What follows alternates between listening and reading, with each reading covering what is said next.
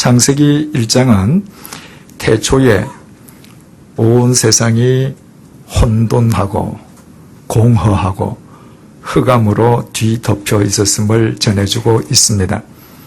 한마디로 카오스, 즉 무질서의 세계였습니다.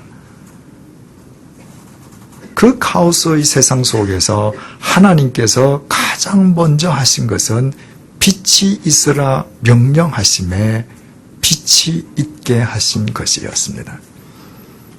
그리고 바로 그 하나님의 빛에 의해서 카오스는 코스모스가 되었습니다.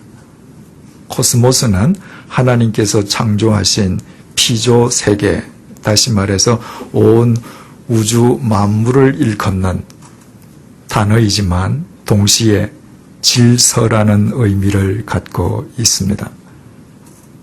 무질서의 카오스가 하나님의 빛에 의하여 질서의 코스모스로 바뀌게 된 것입니다. 바로 그 빛이 하늘에 떠 있는 태양의 빛을 의미하지 아니함은 하나님께서 나흘째 되는 날이 되어서야 하늘의 태양을 창조하셨기 때문입니다. 그러므로 잊지 마십시오. 동력에서 해가 수억 번을 떠올라도, 아니 수십억 번 태양이 떠올라도 인간의 카오스는 절대로 코스모스로 바뀌어지지 않습니다. 이 세상 그 어떤 피조물의 빛에 의해서도 인간의 카오스는 코스모스가 될 수 없습니다. 오직 하나님의 빛에 의해서만 인간의 카오스는 코스모스로 바뀌어질 수 있습니다. 이사야 선지자는 이 하나님의 빛과 관련해서 이사야서 60장 19절에서 20절을 통해서 이렇게 전언했습니다. 다시는 낮에 해가 내 빛이 되지 아니하며 달도 내게 빛을 비추지 않을 것이요 오직 여호와가 내게 영원한 빛이 되며 내 하나님이 내 영광이 되리니 다시는 내 해가 지지 아니하며 내 달이 물러가지 아니할 것은 여호와가 내 영원한 빛이 되고 내 슬픔의 날이 끝날 것임이니라. 이사야 선지자 역시 하나님의 빛 앞에서는 태양은 한낮 어둠에 지나지 않음을 역설하고 있습니다. 이것은 마치 태양 앞에서 촛불이나 전등이 빛으로서의 구실을 할 수 없는 것과 같은 이치입니다. 뿐만 아니라 이사야 선지자는 바로 하나님의 그 빛에 의해서만 인간의 모든 슬픔이 종식됨을 확언하고 있습니다. 인간의 모든 슬픔은 따지고 보면 인간의 카오스로부터 비롯되는 데 반해서 하나님의 빛은 카오스의 고리를 끊고 우리의 삶의 코스모스를 회복시켜 주시기 때문입니다. 중요한 사실은 요한 사도가 요한복음 1장 1절에서 5절을 통해서 이 빛에 대하여 이렇게 증언한다는 사실입니다. 태초에 말씀이 계시니라. 이 말씀이 하나님과 함께 계셨으니 이 말씀은 곧 하나님이시니라. 그가 태초에 하나님과 함께 계셨고 만물이 그로 말미암아 지은 바 되었으니 지은 것이 하나도 그가 없이는 된 것이 없느니라. 그 안에 생명이 있었으니 이 생명은 사람들의 빛이라. 빛이 어둠에 빛이 돼 어둠이 깨닫지 못하더라. 요한 사도는 이 땅에 오신 예수 그리스도께서 생명의 빛, 생명의 근원이신 하나님의 빛임을 우리에게 일깨워주고 있습니다. 빛이 어둠에 임했지만 어둠이었던 인간은 그 빛을 인식하지 못했습니다. 어둠에 눈먼 인간들은 자연계의 빛만을 빛이라고 착각하고 있었기 때문입니다. 그 빛은 하나님의 빛, 예수 그리스도의 빛 앞에서는 어둠에 지나지 않는데도 말입니다.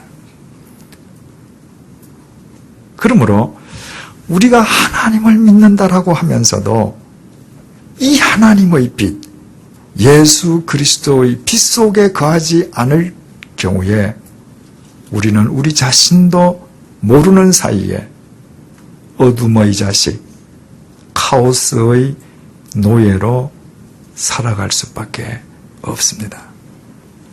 마치 빌라도 총독이 로마 총독의 의관을 갖추고 로마 총독으로서의 위엄을 다해서 낮 12시에 진리를 짓밟았던 것처럼 말입니다. 그날 빌라도는 낮 12시의 태양빛 속에 앉아 있었지만 그의 심령은 칠흑 같은 어둠 속을 헤매고 있었던 것입니다. 이것은 오늘날이라고 해서, 우리라고 해서 결코 예외일 수는 없습니다. 많은 사람들은 대부분의 범죄는 밤에 일어난다고 생각하고 있습니다. 그러나 실제로는 그렇지 않습니다. 밤에 범죄를 저지르는 사람들은 고작 잡범에 지나지 않습니다. 크고 중한 범죄는 모두 백주에 한낮에 사무실이나 인간의 삶의 현장에서 계획되고 실행되고 있습니다. 그러므로 우리가 예수 그리스도의 빛 속에 거하지 아니할 경우에 우리의 한낮이 한밤중과 어떻게 구별될 수 있겠습니까? 우리의 집이나 우리의 일터는 고작 우리 자신들의 것을 지키고 우리가 욕망하는 바를 얻기 위해 낮 12시에 진리마저 짓밟았던 빌라도 총독의 법정과 무슨 다를 바가 있을 수 있겠습니까?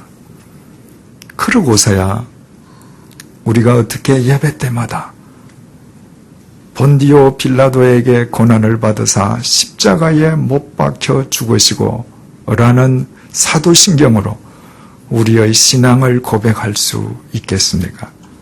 우리가 그 구절로 우리의 신앙을 고백하는 것은 어떤 경우에도 우리는 예수 그리스도의 빛 속에서 빌라도처럼 카오스의 노예로는 살지 않겠다는 결단의 의미이기 때문입니다. 그렇다면 우리가 대체 어디에서 예수 그리스도의 빛을 찾을 수 있으며 어떻게 예수 그리스도의 빛을 만날 수 있겠습니까? 이 근본적인 질문에 대하여 예수 그리스도께서 요한복음 12장 46절을 통해서 대답해 주셨습니다. 나는 빛으로 세상에 왔나니 무릇 나를 믿는 자로 어둠에 거하지 않게 하려 함이로라. 어둠의 카오스를 헤매고 있는 우리에게 삶의 코스모스를 주시기 위해서 주님께서 이미 빛으로 우리에게 임해 계시기에 우리는 그 빛을 만날 수 있습니다.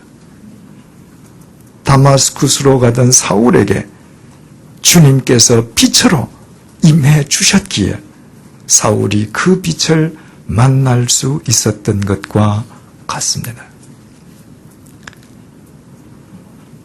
아주 오래전에 영국 런던의 한 기념품 가게에서 대단히 감동적인 내용의 액자를 본 적이 있습니다. 한 사람이 자기 인생의 길목에서 만난 주님과 나눈 짧은 대화의 내용이었는데 그 내용이 이렇습니다. 나는 내 인생의 길목에 서 계신 주님께 말씀드렸습니다. 주님, 제게 촛불을 주셔서 미지의 길을 안전하게 나아가게 해 주십시오. 주님께서 대답하셨습니다. 너의 손을 내밀어 나의 손을 잡고 그냥 앞으로 나아가거라. 그것이 촛불보다 더 나을 것이요 내가 아는 길보다 더 안전하리라. 우리가 주님의 손을 붙잡고 인생길을 가는 것이 어떻게 이 세상에서 가장 좋은 길이요 가장 안전한 길일 수 있겠습니까? 예수 그리스도께서는 우리 인생의 앞길을 밝혀주시는 빛이시요 우리 심령의 어둠을 물리쳐주시는 생명의 빛이시요 생명의 근원이신 하나님을 보게 하는 진리의 빛이시기 때문입니다. 사랑하는 교우 여러분, 2007년 9월 9일 오늘 우리 각자의 인생 길목에서 예수 그리스도께서 빛으로 우리에게 임하고 계십니다. 우리의 인생길을 2000년 전 사울의 다마스쿠스 도상처럼 만들어 주시기 위함입니다. 바로 그 길 위에서 사울을 휘감았던 그 빛, 그 진리의 빛, 그 생명의 빛, 그 사랑의 빛이 지금 우리를 감싸고 계십니다. 그 빛이 우리 모두를 인격적으로 부르고 계십니다. 그렇다면 남은 것은 우리가 어떻게 응답하느냐는 것입니다. 우리가 나중에 사도 바울이 된 사울처럼 살 것인가? 2000년이 지난 오늘날까지 전 세계의 모든 그리스도인들로부터 고발당하는 빌라도처럼 살 것인가는 전적으로 우리를 감싸고 계신 그 빛에 우리가 어떻게 응답하느냐에 달려 있습니다. 말씀을 통해 우리에게 임하신 예수 그리스도의 빛만 쫓으십시다. 예수 그리스도의 빛 안에서 살아가십시다. 그때 이 세상이 온통 어둠과 카오스 천지라 할지라도 우리는 그 카오스의 고리를 끊는 진정한 한낮의 사람, 진리의 사람, 생명의 사람, 코스모스의 사람, 빛의 사람이 될 것입니다. 우리에게 빛으로 임하신 주님께서 이렇게 약속하고 계십니다. 아직 잠시 동안 빛이 너희 중에 있으니 빛이 있을 동안에 다녀 어두움에 붙잡히지 않게 하라. 어둠에 다니는 자는 그 가는 곳을 알지 못하느니라. 너희에게 아직 빛이 있을 동안에 빛을 믿어라. 그리하면 빛의 아들이 되리라. 기도하시겠습니다.